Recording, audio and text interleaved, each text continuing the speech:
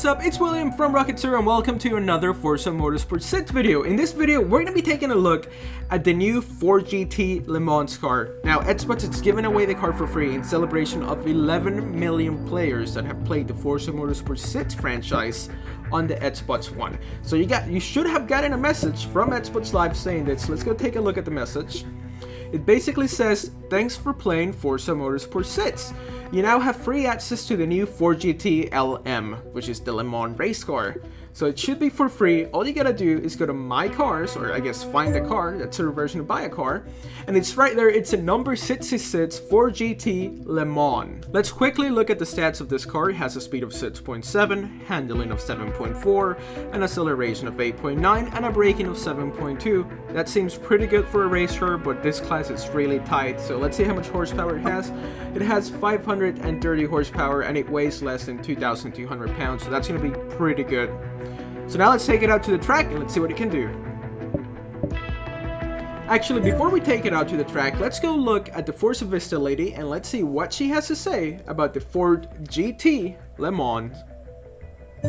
Henry Ford was more than a car innovator. He changed the landscape of America forever. Working as an engineer for Thomas Edison in the 1890s, Henry Ford admired the genius of Edison and his keen eye for business.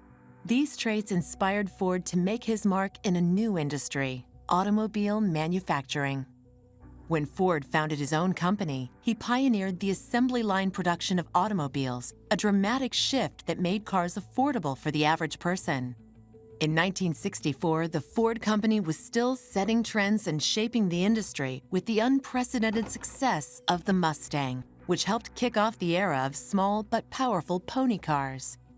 Ford was a pioneer in international expansion as well. Ford models have dominated the European market for years, offering distinctly different vehicles than those available in North America, helping the Ford empire remain one of the largest automakers in the world. Now, to me, this is one of the coolest cars ever because Ford made this car just to piss off Ferrari. Henry Ford and Enzo Ferrari just did not like each other. They were not buddies.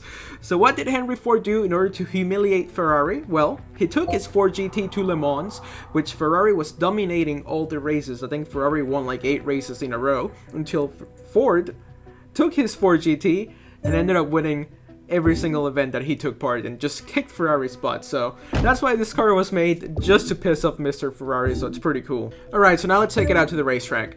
So here we are at Le Mans, the very track that made this car famous. Le Mans is in France, and once a year they host 24 hours of Le Mans, and that's exactly what it sounds like. It's 24 hours of endurance racing. They do swap drivers, so you're gonna worry about it. You have P-brakes when you get out of the car. So here it is. It handles pretty well. It doesn't brake quite as good there. That's because I ran into the back of that car. But overall, I think the car, it's gonna be a good one. I think they did kind of cheat. I think they did boost the stats in this car just because it's the cover car. But overall, I like it. It has pretty good speed. We're about to see its top speed in the upcoming straightaway. But it has very good lateral grip. It's not loose. Looks pretty good too, so I mean, most of the time you're going to be looking at the back unless you race cockpit. I like to race cockpit only when I'm full simulation, I'm using my wheel.